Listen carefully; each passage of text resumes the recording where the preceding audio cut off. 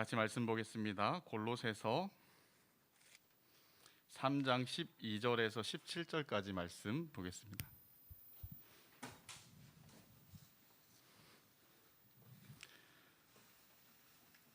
골로새서 3장 12절에서 17절까지 말씀을 제가 봉독해 드리겠습니다.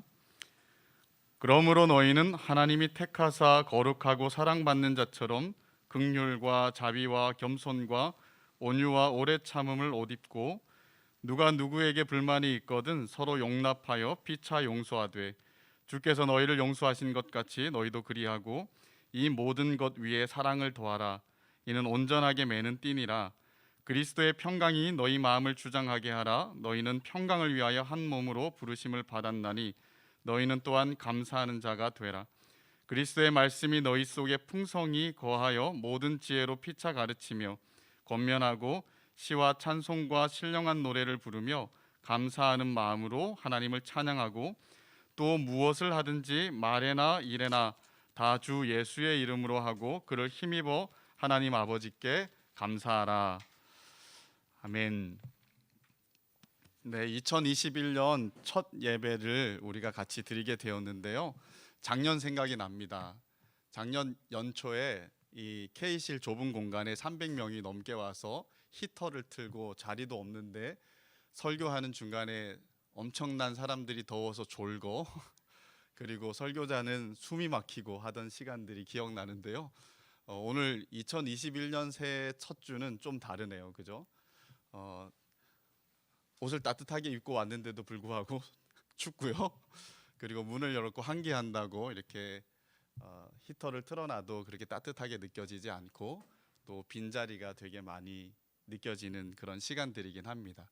그럼에도 불구하고 2021년 우리가 눈에 보이지 아니하시나 여전히 살아계시고 존재하시고 우리와 함께 하시는 주님과 함께 하기 때문에 역시 올해도 해피 뉴 이어입니다. 그죠? 우리 다 같이 한번 인사했으면 좋겠는데요. 줌에 오신 지체들은 다른 또 사람들도 볼 수 있다 그러면 같이 얼굴 보면서 가로로 주님과 함께는 괄호치고 같이 해피 뉴 이어 이렇게 새해 인사 한번 했으면 좋겠습니다. 해피 뉴 이어. 네. 저도 이렇게 어색해지면 그 다음이 생각이 안 납니다. 자, 2021년이 시작됐는데요. 2020년 우리가 겪어보지 못한 일과 상황을 겪으면서 무너진 것들도 분명히 많을 거라고 생각이 들어요. 그래서 새해에는 혹여 그런 것들이 있다면 새롭게 세우고 회복시키는 그런 시간들이기를 바라고요.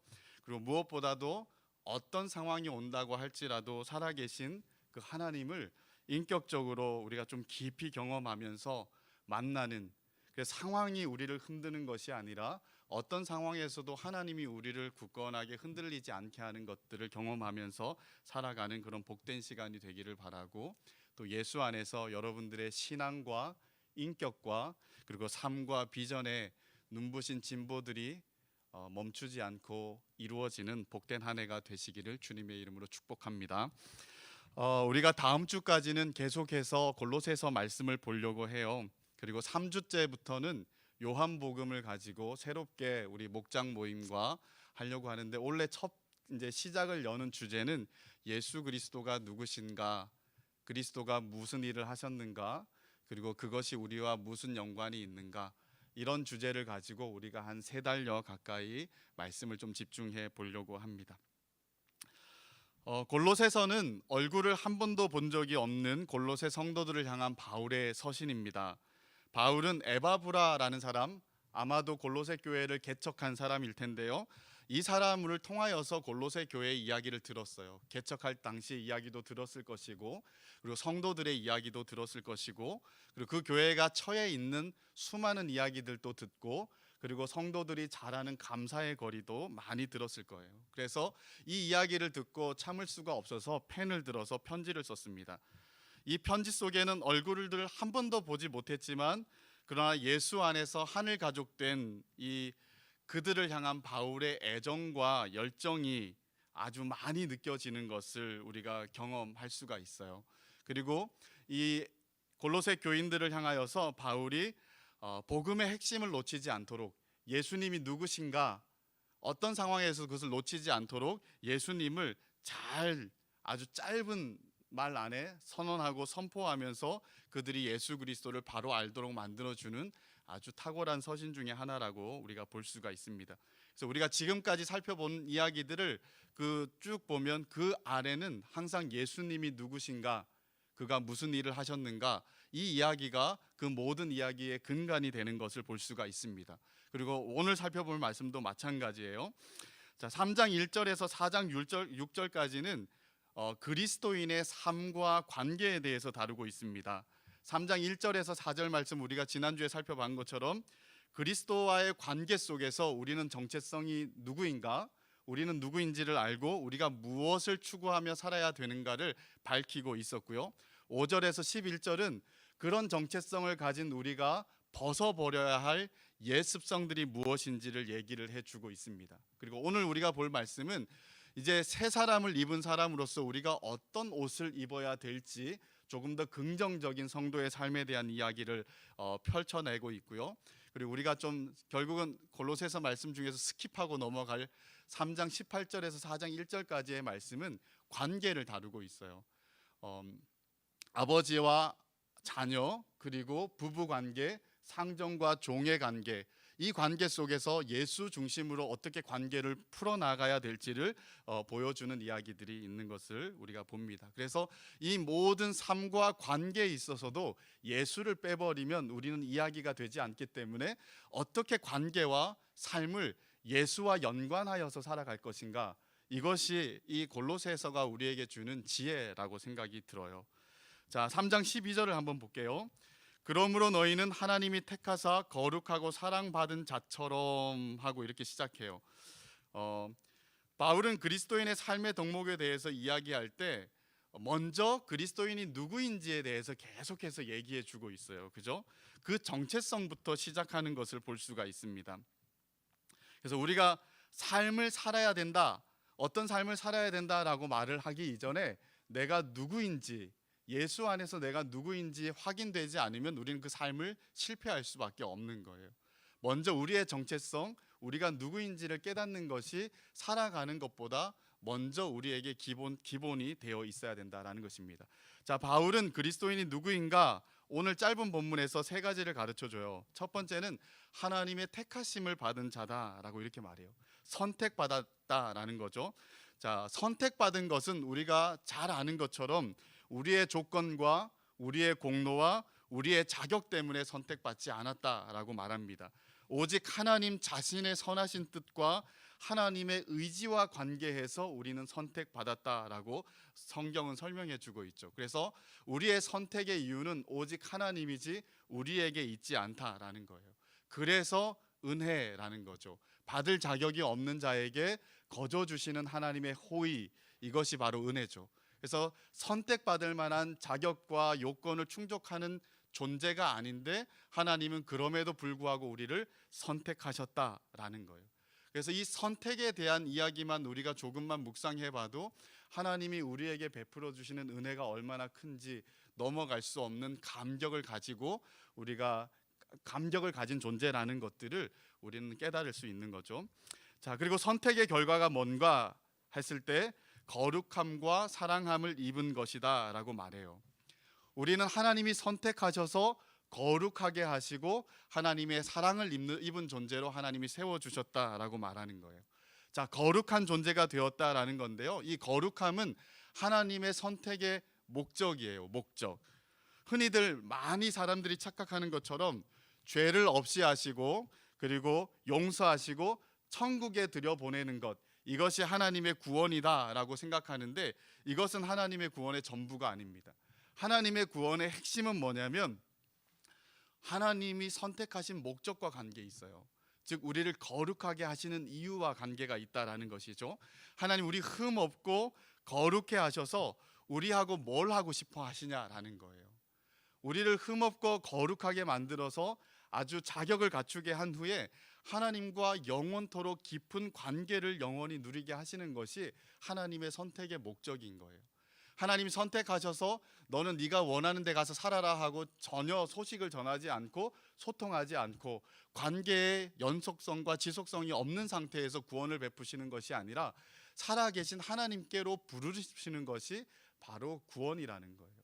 그래서 이 말에 뭐가 포함되어져 있냐면 하나님과 영원토록 복된 관계를 누리는 것, 이것이 포함되어져 있는 거예요. 그래서 구원을 생각할 때는 내가 구원받았다라는 이 단어 이상을 생각을 해야 되는 거예요.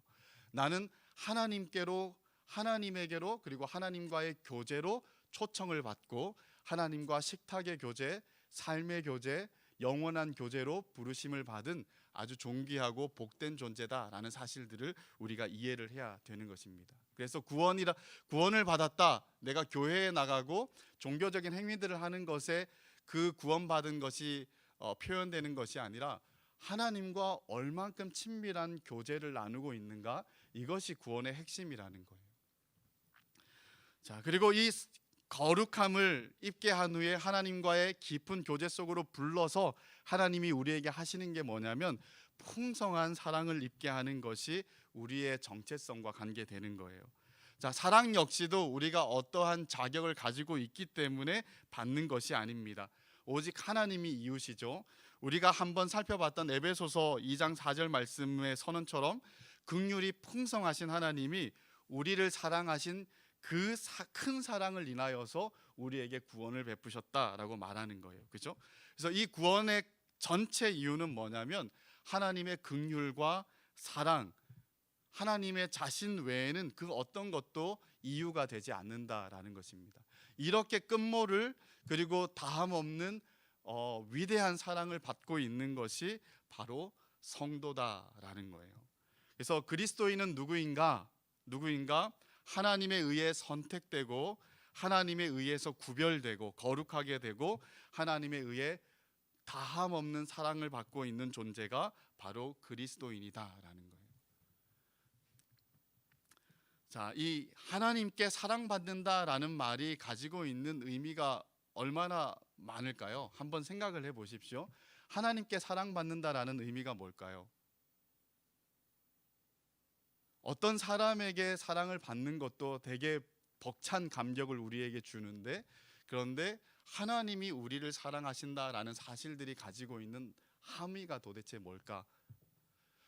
로마서 8장에서는 이렇게 말합니다. 우리를 사랑하시는 이로 말미암아 우리가 넉넉하게 이긴다라고 말해요. 어떤 상황에서 우리가 날마다 도살당할 양같이 끌려가는 상황이라 할지라도, 핍박과 고난의 현장에 있을지라도 우리를 사랑하시는 예수로 말미암아서, 하나님의 사랑으로 말미암아서 우리는 넉넉하게 이길 수 있다라고 얘기를 해요.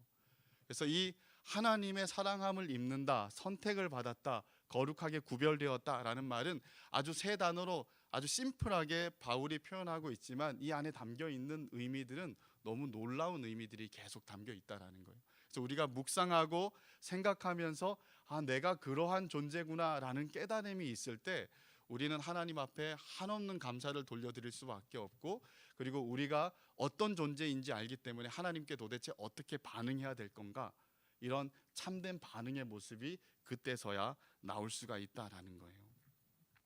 그래서 우리는 질문을 먼저 던져야 되는 질문이 뭐냐면 어떻게 살아야 되는가라는 질문보다 우리가 누구인가라는 질문을 끊임없이 던져야 돼요. 이게 우리가 누구인가라는 질문만 던지고 어떻게 살아야 되는 질문을 던지지 말아야 된다는 말이 아니에요. 어떻게 살아야 된다라는 질문보다 더 근본적이고 근원적인, 어떻게 살아야 된다라는 질문을 던지고 끊임없이 찾아야 되지만 그와 동시에 내가 누구인지 알아가기 위해서 계속해서 복음 위에 예수 안에서 우리가 누구인지를 깨달아 갈 때 이 두 가지가 온전하게 우리의 삶에서 성취될 수 있다라는 것입니다. 사랑하는 여러분, 2021년 이 첫 주 예배를 드리는 이 예배 현장에 와 있는 여러분, 그리고 인터넷에서 예배를 드리는 여러분, 여러분들은 누구입니까?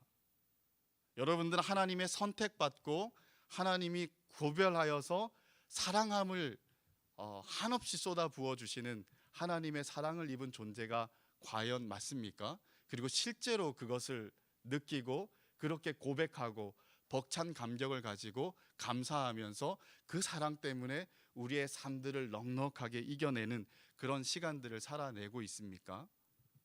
우리가 진지하게 좀 우리 스스로를 좀 돌아봐야 되지 않을까 싶습니다. 이것이 깨달아져야 됩니다. 이것이 깨달아져야 그 다음 삶이 가능해지는 것입니다. 자, 이런 정체성에 어울리는 삶에 대해 바울이 5가지 질문하고 있어요. 3장 12절 말씀 계속해서 한번 볼게요. 그러므로 너희는 하나님이 택하사 사랑받는 자처럼 긍휼과 자비와 겸손과 온유와 오래 참음을 옷 입고 라고 이렇게 말해요. 5가지 얘기했죠. 긍휼, 자비, 겸손, 온유, 오래 참음.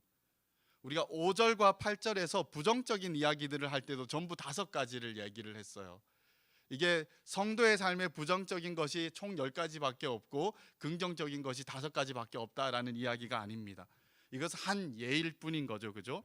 그래서 이 5가지도 성도가 입어야 될 옷의 한 예일 뿐입니다. 그리고 이 5가지를 한번 잘 생각해 보십시오. 긍휼, 자비, 겸손, 온유, 오래 참음. 누구의 성품입니까? 바로 예수 그리스도의 성품이에요, 그죠? 그래서 결국은 이것을 옷 입는다라는 말은 그리스도의 성품으로 옷을 입는다라는 의미를 가지고 있는 거예요. 자, 그리스도의 성품으로 옷 입는다.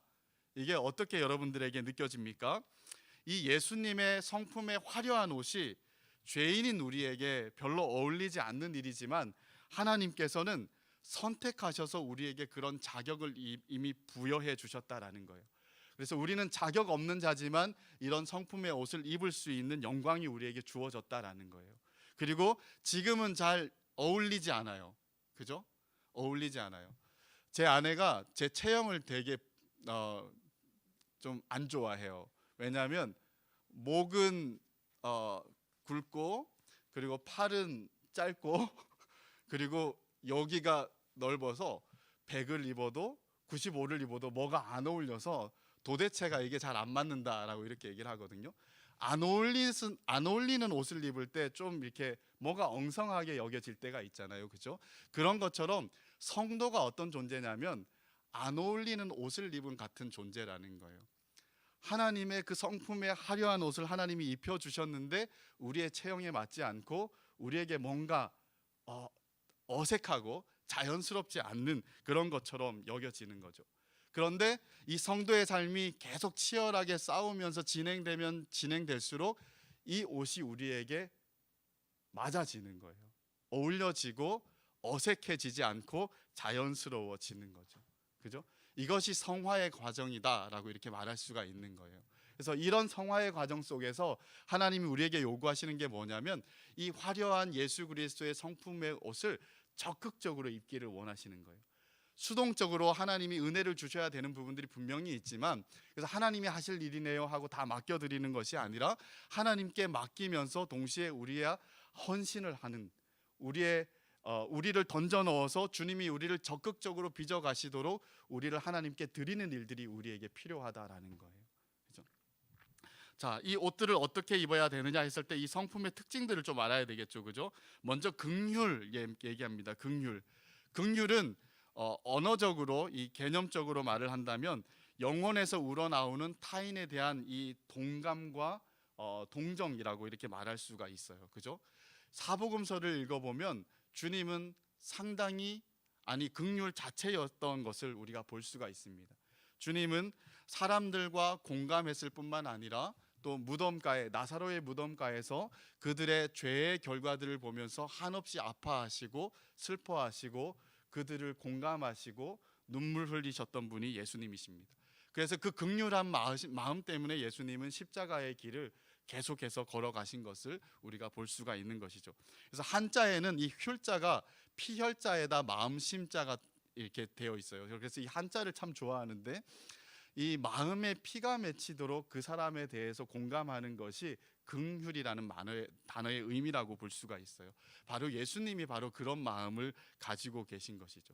그래서 이 긍휼을 입는다라는 것은 바로 타인에 대해서 타인의 필요와 그들의 슬픔과 그들의 아픔에 대해서 대단히 민감해지는 것을 의미하는 거예요. 그죠? 공동체 생활을 할 때 우리가 생각해 보세요.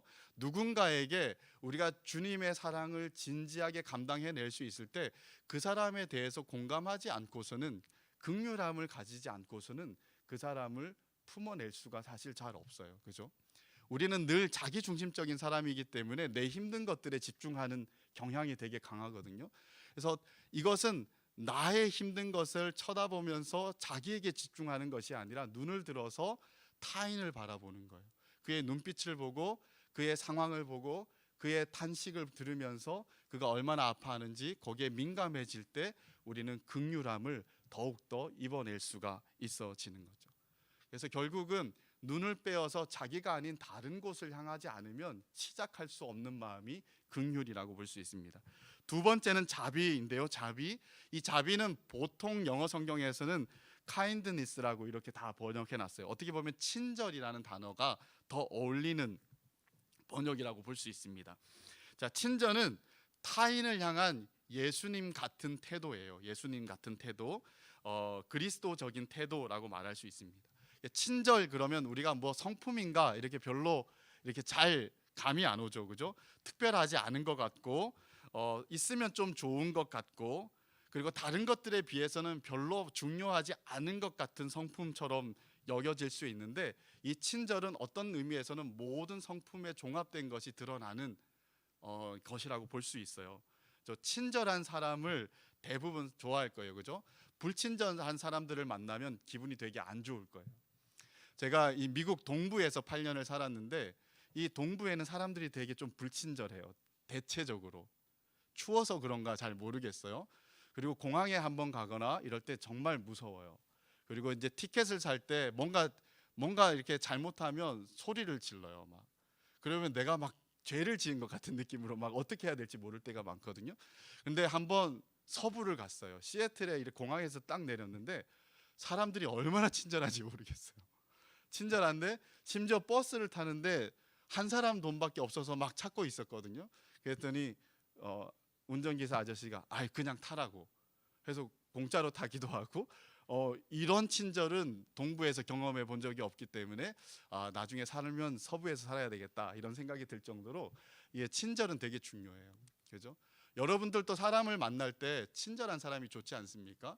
얼굴에 표정이 없고 만나는데 뭔가 내가 잘못한 것 같은 느낌이 들게 하는 그런 뉘앙스를 주는 사람이라면 또 만나기를 기뻐하지 않을 거예요. 그죠? 근데 예수님은 어떤 사람이 되기를 우리에게 원할까요? 항상 표정이 그리고 불친절한 것 같은 그런 모습의 사람을 원할까? 아니면 겉모습만 얘기하는 게 아니라 인품적으로 전체적으로 친절한 사람을 좋아할까? 그리고 사람들에게 가까이 나아갈 수 있는 사람이 좋아할까? 가끔씩 우리 전도사님 이렇게 후배 목사님들이 저한테 이렇게 장난을 치거든요. 다윗은 천천히요, 사울은 천천히요, 다윗은 만만이라 이렇게 만만이라. 그래서 저를 다윗 목사라고 불러요. 왜냐하면 만만하다고 그 의미가 아닌데. 그래서 가끔씩은 그게 불편할 때도 있는데 가끔씩은 좋아요. 왜냐하면 내가 비교적 낮은 울타리구나, 너무 올만하구나 이런 생각이 들 때가 있으니까요. 근데 우리가 조금 울타리를 낮추거나 좀 열어서 사람들이 편안하게 들락날락 할 수 있게 만드는 사람이었으면 좋겠어요. 보통 다른 사람들을 보면서 저 사람이 친절하다, 불친절하다 이렇게 생각하기 이전에 내가 사람들에게 친절한 사람으로 비춰지고 있을까? 아닐까? 이런 생각들을 한번 해보면 어떨까 싶고요. 자, 예수님의 복음서에서 예수님의 모습을 한번 보십시오. 예수님은 대단히 친절하신 분이셨어요. 뭐 가끔씩 화낸 경우도 많아서 또 그쪽을 붙들고 안 친절하신 분 같다 이렇게 얘기를 하면 또 설명하기가 길어지지만, 그러나 대체적으로 예수님은 어린 아이들 오는 것을 막지 않으셨고, 그리고 세리와 창기들의 친구가 되어서 그들에게 한없이 따뜻하게 다가갔던 분이시다라는 것이에요. 그래서 친절로 옷 입는다라는 것은 바로 예수님의 이 같은 성품을 입는다라는 것과 같습니다. 자, 세 번째는 겸손이에요. 겸손. 이 겸손은, 친절은 사람들을 향한, 타인들을 향한 예수님 같은 태도라고 한다 그러면, 이 겸손은 자기를 향한 예수님과 같은 태도예요. 그죠? 빌립보서 2장 5절과 11절의 말씀을 보면 예수님의 겸손에 대한 이야기를 해주고 있습니다. 근본 하나님과 본체셨던 예수님이 하늘 영광을 버리고 이 땅 가운데 오시고 육체를 입으시고 낮아지되 죽기까지 복종하셔서 십자가에 죽으신 것을 얘기를 하죠. 그죠? 바로 이 같은 예수 그리스도의 겸손을 이야기하면서 우리 역시 그리스도와 같은 겸손의 옷을 입어야 된다. 그래서 자기를 대하는 그 태도가 한없이 교만한 것이 아니라 예수님도 그 자신을 낮추셨던 것처럼 자기를 낮추어서 사람들에게 하나님 앞에 그렇게 겸손의 미덕을 갖추는 것이 성도에 어울리는 옷이다라고 이렇게 말해주고 있습니다. 그리고 네 번째, 다섯 번째는 온유와 인내입니다. 온유와 인내. 이거는 친절과 겸손과 관련되는 성품이에요. 온유함은 타인을 대할 때 부드러운 이 겸손의 산물이에요. 그죠? 자기를 한없이 낮추는 사람이 딱 보고 딴 사람을 보면서 나는 그래도 저 사람보다 나아 라고 말한다면 이거는 겸손이 아닌 거죠. 그죠? 겸손은 천하에 내가 죄인 중에 괴수다라고 말하는 거예요. 하나님 앞에서도. 그리고 그런 마음으로 사람을 대할 때 똑같이 적용을 하는 거죠. 그래서 그 사람들에 대해서 내가 더 교만하다라고 말하는 것이 아니라 나보다 낫다라고 여기면서 그들에게 한없이 온유함, 부드러운 마음을 가지는 거죠. 그래서 이 온유함은 그래서 타인에 대한 무례함이라든가 교만을 포기하게 하는 어떤 하나님의 성품의 예수 그리스도 성품이라고 볼 수 있습니다. 그리고 마지막으로 인내는 타인의 반응에 대처하는 어떤 겸손한 친절의 산물이에요. 그죠? 그래서 이 인내함은 타인을 향해서 분노를 쏟아내거나 화를 포기하는 거예요. 그죠? 친절한 마음을 가지고 겸손한 마음을 가지고 다른 사람이 혹여 나에게 성가시게 할 때도 예수님의 인내하심들을 닮아서 그들을 향한 화를 포기하는 것. 이것이 예수님이 우리에게 주신 옷이라는 거예요. 자, 예수님이 십자가에 달리실 때 한 사건이 있었죠. 그죠? 저는 남을 구원하면서 자기를 구원하지 않는다 라고 하면서 끊임없이 조롱의 소리들이 섞여 나왔어요. 예수님이 왜 그 자리에 계셨습니까? 죄인들을 구원하시기 위해서 몸을 찢고 피를 흘려서 생명을 쏟아내어서 그들을 구원하기 위해서 사랑의 화신으로서 거기에 달려 있는데 사람들은 조롱하는 거예요. 근데 그 조롱에 예수님이 노하지도 성내지도 않으시고 묵묵히 도살장으로 끌려가는 어린 양같이 침묵으로 일관하면서 그 십자가의 길을 걸어가셨다라는 거예요. 예수님의 인내는 우리가 생각하면 할수록 상상할 수 없는 인내함의 결정이라고 볼 수 있죠. 그래서 우리가 바로 이와 같은 예수님의 성품을 담는 것이 성도, 택하심을 받고 구별되어 사랑함을 입은 성도에 어울리는 옷이다 라고 바울이 예를 들어서 5가지를 이야기하고 있는 거예요. 어제 새해 첫 임원단 모임을 했는데요. 그때 한 지체가 성품을 구하는 기도를 해야 되겠다라고 이렇게 이제 나눔을 해 주었습니다. 근데 그 지체만의 기도 제목이 아니라 사실은 모든 성도의 일평생의 과제, 숙제라고 말할 수가 있어요. 그죠? 그런데 이게 하기 싫은 숙제라기보다는 우리의 마음을 설레게 하고 우리의 마음을 기대하게 하는 숙제일 수가 있는 거예요.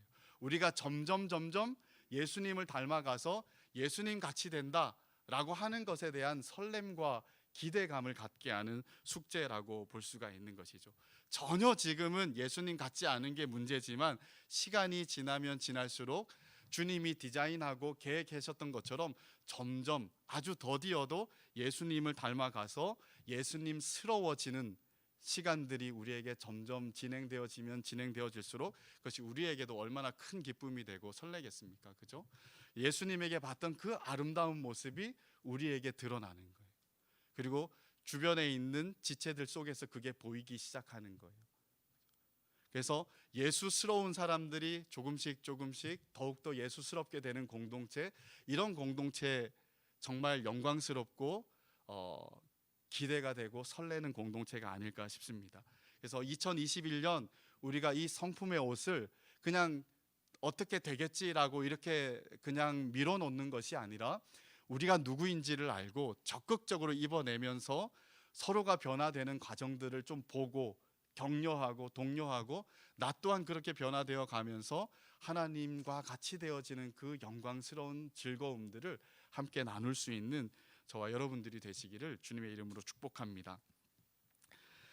자, 예수 그리스도의 성품으로 옷 입고 우리가 어떻게 해야 되는가, 거기에 대해서 이제 13절에 이야기해 주고 있습니다. 13절에 보면 누가 누구에게 불만이 있거든 서로 용납하여 피차 용서하되라고 이렇게 얘기를 해요. 자, 이 예수 그리스도의 성품의 옷을 입고 함께 공동체 생활을 할 때 우리가 아직 다 완전하게 인내할 수 없는 존재니까 누군가는 우리를 성가시게 하거나 불만, 불평이 나오게 할 때가 있다라는 거예요.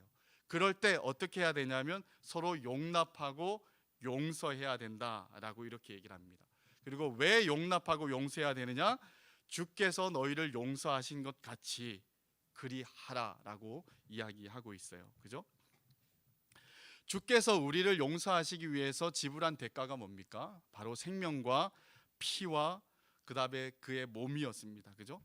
엄청난 대가를 지불하면서 우리를 용서하셨던 것처럼 우리를 성가시게 하는 사람들이 있을 때 그들에게 우리도 용납하되, 대가를 지불하면서 용납하되 서로 용서하고 받아들이는 일을 해야 된다라는 거예요. 그래서 우리가 성품을, 그리스도의 성품을 잘 입고 있다라는 것에 시험된 거예요. 사실은 왜 우리가 공동체 생활을 하느냐, 여러 가지 이유가 있는데 그게 뭐냐면 우리가 얼마나 잘 가고 있는지를 계속해서 테스트해 보는 거예요. 그래서 테스트해 본다 그래서 일부러 다른 사람이 예수님의 옷을 잘 입고 있는지 성가시게 하라는 말이 아니에요. 우리 일부러 하지 않아도 우리의 죄된 것들이 드러나면서 서로를 성가시게 할 거예요. 이기적인 본성이 자꾸 쏟아 나와서 사람들을 불편하게 하고 아프게 하는 일들이 있을 거라는 거죠. 그럴 때 우리가 예수 그리스도의 옷을 입고 이런 성품들을 드러내고 있구나, 아직 부족하구나, 멀었구나라는 것들을 우리가 판단해 볼 수 있게 만드는 좋은 어떤 시험지 같은 그런 시간이라고 볼 수가 있는 것이죠. 어쨌든 이런 과정들을 겪으면서 우리가 어떻게 해야 되냐면 예수 그리스도를 배워가는 거예요. 예수 그리스도가 그냥 그 성품을 드러내신 것이 아니라 예수님도 인간의 몸을 입고 와서 이 땅에서 사람들과 관계하면서 그 성품을 드러내셨거든요. 그죠? 온갖 조롱 속에서 인내하셨다라는 말이에요. 그리고 정말 긍휼을 베푸시면서 그들을 품어내는 일들을 하셨다라는 것입니다. 그래서 예수님의 옷을, 성품을 입고 우리도 공동체 안에서 서로를 대할 때 비로소 우리의 진짜 같은 성품이 점점 단련되고 판명되어져 가는 일들이 일어날 수 있다라는 거예요. 그래서 공동체 생활을 깊이 해야 우리가 어떻게 보면 예수 그리스도를 옷 입는 일들이 더 분명하게 일어날 수 있는 거예요. 우리 화 목사님이 결혼을 해야 피바다를 노져 가는 그런 일들이 있어야 잘한다라고 말하는 것과 같은 이치라고 생각을 해요. 그래서 결혼도 해보면 여러분들이 아시게 될 거예요. 정말 어렵구나, 예수 그리스도의 성품을 잘 갖춘 줄 알았는데 아니구나라는 것들을 알게 될 거예요. 그러나 결혼 전에도 알 수 있습니다. 공동체 생활에서 그렇게 여러분들 좀 우리가 좀 치열하게 그렇게 부딪혔으면 좋겠어요. 문제가 없는 공동체, 이게 좋은 공동체라고 생각하지 않아요. 그리고 아주 다들 겉으로 보기에 나이스해서 잘 부딪히지 않고 불만스러운 게 있는데 다 속으로 삼키면서 그냥 저 사람하고 자주 안 만나면 되지 뭐, 이런 식으로 해서 뭔가 문제가 일어나지 않는 공동체라고 한다면 그건 건강한 공동체가 아니겠죠. 그죠? 근데 우리가 만들어낼 진짜 건강한 공동체는 어떠해야 되냐면 아픔들이 드러나고 그리고 그것들이 해결되어지는 공동체. 그리고 어떻게 해결되냐면 예수 그리스도의 은혜로 함께 해결되어서 함께 하나님의 은혜를 경험하는 공동체일 때 단단해지는 거예요. 그런데 덮어놓기만 하고 아무 문제 없는 것처럼 보이는 공동체는 일이 생기면 한꺼번에 다 깨지는 공동체가 되어버리고 말 거예요. 그죠? 그래서 우리는 자주 부딪히면서 거기에서 불평과 불만이 일어날 때 예수 그리스도의 말씀을 기억하면서 내가 용서한 것처럼 피차 용납하고 받아들여라 라는 것들을 눈물 가운데 해볼 때 우리도 잘하고 공동체도 건강해질 수가 있는 거겠죠. 그렇죠?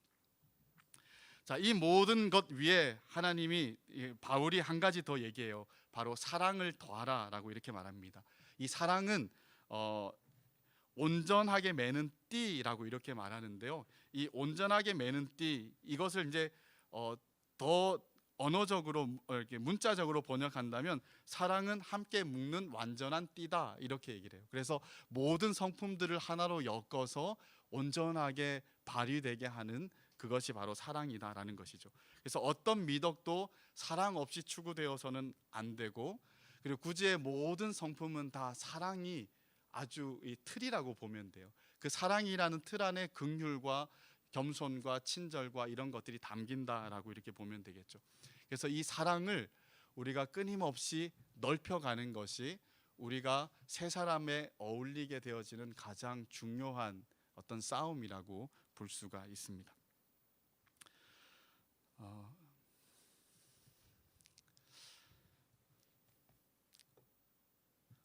우리 청년 일부 목사님이 저한테 오늘 설교 몇 분 하시냐고 이렇게 물어보더라고요. 왜요? 그랬더니 처음과 끝은 좀 짧게 해야 되지 않겠냐고. 이렇게 연말과 연초는 어제 제가 준비하는 걸 계속 봤거든요.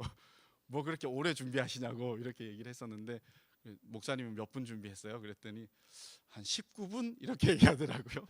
그래서 자꾸 그게 맴돌아서 제가 왜 이렇게 죄 짓는 것 같은 느낌이 드는지 모르겠습니다. 두 가지만 더 하고 마칠게요. 자, 15절을 한번 봅시다. 그리스도의 평강이 너희 마음을 주장하게 하라라고 하는데요. 평강은 이 관계적인 용어예요. 평강, 싸움이 그치는 것을 이야기합니다. 에이레네라는 헬라어인데요. 싸움이 그쳤다라는 거예요. 자, 하나님의 평강이라는 것은요, 먼저 하나님과 우리의 관계를 얘기를 해요. 죄인과 거룩하신 하나님은 끊임없이 싸울 수밖에 없는 존재예요. 싸움이 안 되지만 싸워요, 그죠? 그래서 평강이 없어요. 싸움이 그치지 않으니까. 그런데 예수 그리스도의 다함 없는 은혜를 통하여서 이 싸움을 하나님이 종식시켰어요. 그래서 은혜가 오면 하나님과의 싸움을 우리는 내려놓게 됩니다. 하나님과 평강해지게 되는 거죠. 그리고 성도 간의 평강이 있어요. 이 평강은 어떻게 이루어지느냐? 사랑이 풍성할 때 공동체의 평강이 주어진다라는 것입니다. 서로가 서로를 향하여서 사랑하는 마음으로 바라보게 될 때 예수 그리스도의 평강이 공동체 안에 주장되게 된다라는 것이죠. 그리고 주님이 우리를 왜 한 몸을 이루게 했느냐? 평강을 위하여 한 몸을 이루게 했다라고 얘기를 해요. 그래서 우리는 분란이 있을 수밖에 없는 죄인들이지만 결국은 그 분란을 서로 받아내면서 평강한 상태와 관계로 나아가는 것이 하나님이 그리시는 공동체의 모습이다라고 얘기를 하는 것입니다. 그래서 그때마다 우리가 무엇을 생각해야 되느냐? 예수님을 생각해야 된다라는 거예요. 성가시게 하는 사람을 볼 때 그들을 어떻게 용납하고 용서해야 되느냐? 앞서 말했던 것처럼 예수님이 그를 하셨던 것처럼. 그래서 예수님 생각으로부터 시작하지 않으면 우리는 그렇게 할 수 없다라는 거예요. 그래서 예수가 누구시며 예수가 무슨 일을 하셨고 그것이 나와 무슨 관계가 있는지 여기에 대해서 우리가 풍성하게 깨닫고 이해하지 않으면 우리가 사람을 받아낼 수도 없고 그리스도의 평강이 공동체 안에 진작되어질 수도 없다라는 거예요. 그래서 올 한 해 우리가 연습해 보고 싶은 게 뭐냐면 모든 삶을 다 예수와 연결해 보는 거예요. 우리의 직장과 관계와 나의 성품과 나의 비전과 나의 모든 것들이 도대체 예수와 어떤 관계가 있는가, 이렇게 관계를 예수 안에서 시작해서 뭔가 해답을 가지고 길을 가지고 예수를 통하여서 갈 수 있는 그런 2021년이 꼭 되었으면 좋겠습니다. 공동체의 평강도 마찬가지라는 것입니다. 우리가 서로를 바라보면서 저 사람이 어떻다 저떻다 이렇게 하기 전에 그 너머에 그 밑에 이미 우리를 하나 되게 하기 위해서 십자가에서 죽으시고 부활하신 예수 그리스도를 바라보면서 우리의 관계를 풀어낼 수 있는 그런 시간들이 꼭 되기를 원합니다. 자, 마지막 하나는요 16절 말씀인데요, 그리스도의 말씀이 너희 안에 풍성하게 거하게 하라라고 이렇게 말해요. 그죠? 자, 예수가 우리에게 가장 중요한 어떤 모든 것의 핵심이고 모든 것을 풀어내는 길이고 키라고 말했을 때 우리는 예수님을 어디서 어떻게 배워야 되느냐 했을 때 말씀밖에 없다라는 거예요. 그죠? 말씀을 붙잡아야, 말씀이 풍성하게 우리 가운데 거해야 예수를 알게 되고 예수의 은혜를 알게 되고 우리가 누구인지를 알게 되고 예수를 입는 일을 하고 그리고 공동체에서 서로를 받아내면서 한 몸 이루는 일들을 하게 될 수 있다라고 말하는 거예요. 그래서 말씀이 풍성하게 거하지 않으면 이 모든 것들이 이루어질 수 없다. 그래서 어떻게 보면 우리의 출발점이 뭐냐면 바로 예수인데, 예수를 어떻게 알아야 되느냐? 말씀 생활에 목숨을 걸어야 된다라는 거예요. 그죠? 우리가 어떻게 말씀을 붙잡느냐, 이것이 어떻게 보면 우리의 삶의 관건이라고도 볼 수 있는 거죠. 시편 기자는 이렇게 고백했어요. 주의 말씀은 내 발의 등이요 내 길의 빛입니다 라고 말했어요. 등은 뭡니까? 아주 흑암같이 어두운 길을 걷는다고 생각해 보세요. 그때 호롱불 하나 있다고 생각해 보세요. 아주 많은 것을 비춰주진 않지만 내가 한 발 한 발 다닐 그 발 디딜 곳은 비춰주잖아요. 그죠? 마치 하나님의 말씀은 우리가 발을 어디에다 디뎌야 될지 안내해 주는 등과 같다라는 거예요. 그리고 때로는 빛을 비춰줘요. 어두운 길에 자동차를 타고 가면서 여러분들 헤드라이트를 한번 켜보십시오. 그러면 멀리까지 길의 윤곽이 보이잖아요. 그죠? 바로 말씀이 우리의 삶에 그와 같다라는 거예요. 우리의 삶에 헤드라이트를 비춰주셔서 우리가 가야 될 길들을, 방향들을 보여주는 것이 바로 이 말씀이라는 거예요. 말씀 없이 우리가 삶을 살고 길을 가겠다, 빛 없이 등불 없이 가겠다라는 것은 이거는 어떤 의미에서는 자살 행위랑 똑같은 것일 수도 있다라는 거예요. 실패를 그냥 담보하면서 그냥 간다라는 거예요. 그런데 말씀을 붙잡을 때 등과 빛이 우리의 삶을 비춰서 우리가 어떻게 가야 될지 인도하고 때로는 이겨낼 길들까지 다 보여주신다라는 것입니다. 그래서 여러분 2021년 한 해 우리 말씀 생활에 좀 더 포커싱 했으면 좋겠습니다. 그냥 말씀을 습관처럼 읽어가는 것이 아니라 비록 이 말씀이 문자로 기록되어져 있지만 펴서 읽을 때마다 살아계신 하나님의 인격이 그 중간중간에서 계속해서 경험되어지는 그런 살아있는 하나님의 말씀을 읽고 경험하는 일들이 우리 모두에게 좀 풍성하게 일어나는, 그래서 이 말씀 속에서 예수님이 누구신지 깨닫고 예수님이 키다, 그래서 예수님 안에서 모든 삶을 다 여러분들이 해석하고 풀어내는 그런 좀 풍성하고 부요한 2021년이 되어지기를 주님의 이름으로 축복드립니다. 우리 같이 한번 찬양하기를 원해요. 예수로 사네라는 찬양인데요. 2020년 한 해를 우리가 생각해 보면 코로나라는 핑계를 대면서 많은 것들을 손을 놔버린 것들이 있지 않나 싶기도 하고요. 또 코로나 때문에 닥쳐온 삶에 많은 어려움들이 있잖아요. 그죠? 아픔들이 있고 또 경제적으로, 물리적으로, 영적으로 힘든 그런 시간들을 살아오면서 우리가 참 많은 것들을 불평하면서 놓치고 있었지 않나 싶습니다. 그런데 우리가 어디에 다시 초점을 맞춰야 될까? 자, 우리가 무엇으로 사는가, 누구로 사는가 좀 생각했으면 좋겠어요. 우리가 코로나가 우리에게 지대한 영향을 미쳤지만 그러나 코로나조차도 우리를 침범할 수 없도록 붙잡으시는 예수와 함께 서고 예수와 함께 살고 예수와 함께 걸어가는 그런 2021년이 되기를 우리가 간절히 기도하는 마음으로 같이 찬양했으면 좋겠습니다.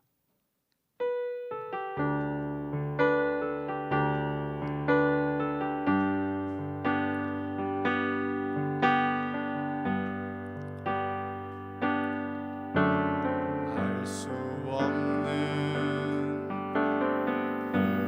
보이지 않는 끝도 없는 막막한 길들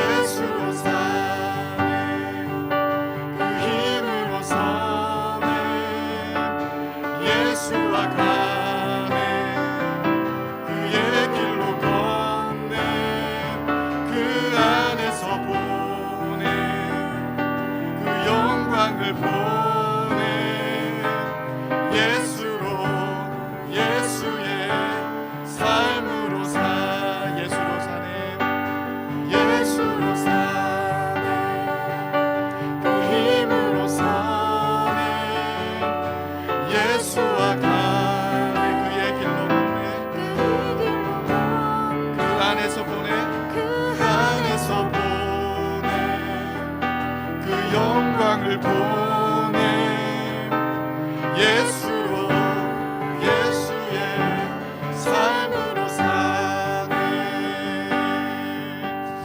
아멘. 우리 이 시간에 한번 같이 기도하기를 원하는데요, 우리가 이 한 해 예수로 살고 예수로 서고 또 예수로 걷고 예수와 함께 걸어가는 그런 한 해가 되었으면 좋겠습니다. 우리 골로새서 1장 11절의 말씀처럼 그 영광의 힘을 따라 모든 능력으로 능하게 되어 모든 기쁨으로 오래 참음과 견딤에 이르게 하시고 라는 바울의 기도처럼 우리에게 주어지는 삶을 견디게 또 오래 참고 견디게 하는 것, 그것을 모든 기쁨으로 그렇게 하는 것이 뭐냐면 하나님의 영광의 힘이라고 얘기를 합니다. 하나님의 영광의 힘은 하나님을 아는 데 달려 있습니다. 우리 예수를 알고 그 예수를 깨닫고 눈이 열려서 예수를 보면서 예수와 함께 살아갈 때 어떤 어려움과 어떤 힘든 것들이 우리를 둘러닥쳐도 코로나도 또 그로 인한 어떤 결과들도 우리를 침몰시키지 못하고 우리를 흔들지 못하고 우리가 그 모든 동요함 속에서도 넉넉하게 이기는 일들이 있을 수 있다라는 것이 성경이 우리에게 얘기해 주는 바입니다. 사랑하는 여러분, 2021년 이렇게 주님과 함께 걸어가는 한 해가 되었으면 좋겠습니다.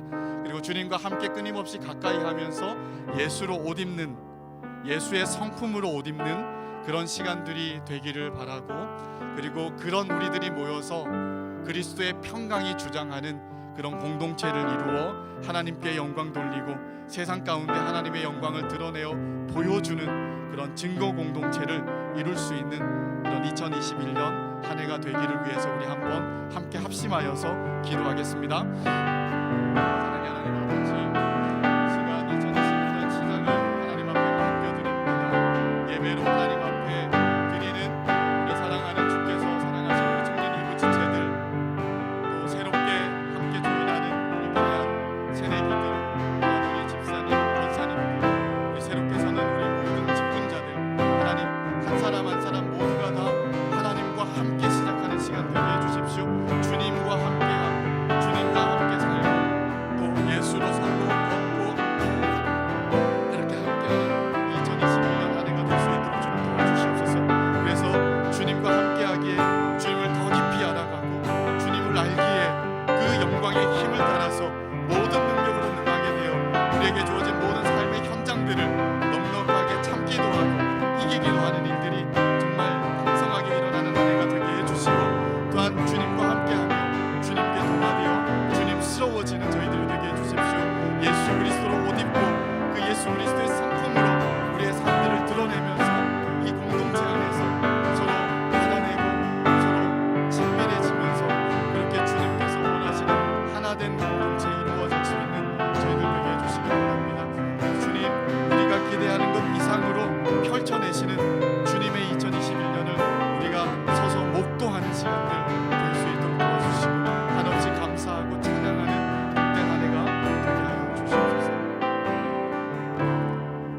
사랑과 은혜가 풍성하신 하나님 아버지, 오늘 새해 첫 주일을 또 주님과 함께 예배 드림으로 시작하게 하심을 감사드립니다. 주님, 우리의 예배를 기쁘게 받아주시고 우리에게 한없는 은혜를 부어주시기를 원하되 늘 우리와 동행하여 주시옵소서.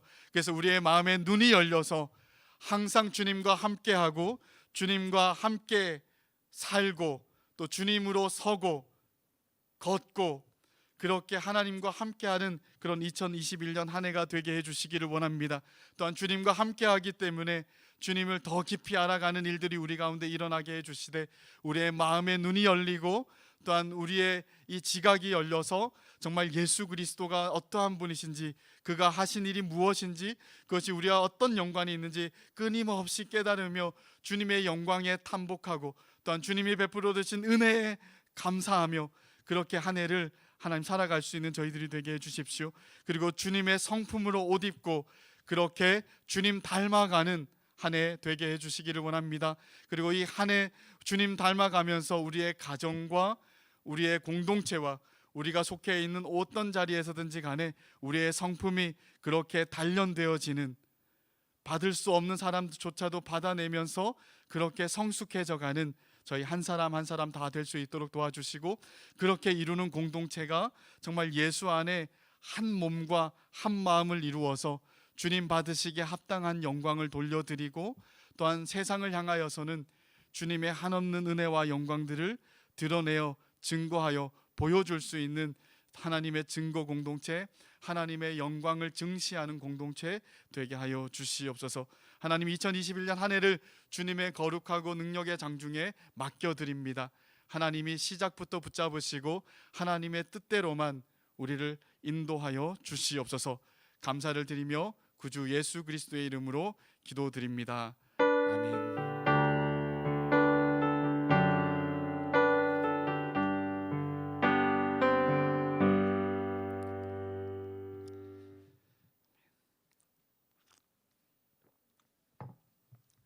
네, 이 시간은 우리 공동체 코이노니아 시간 가지려고 하는데요. 코이노니아에 앞서서 우리가 한 두 가지 정도 먼저 제가 인도하려고 합니다. 먼저 환영하는데요. 우리 오늘 2021년 처음으로 우리 공동체에 같이 예배드린 우리 새내기들 그리고 새가족분들 환영합니다. 그리고 올 2021년 우리 처음으로 우리 공동체에 함께 와서 사역하게 되신 분들 좀 소개해 드리기를 원하는데요. 먼저 우리 청년 2부 부장 집사님으로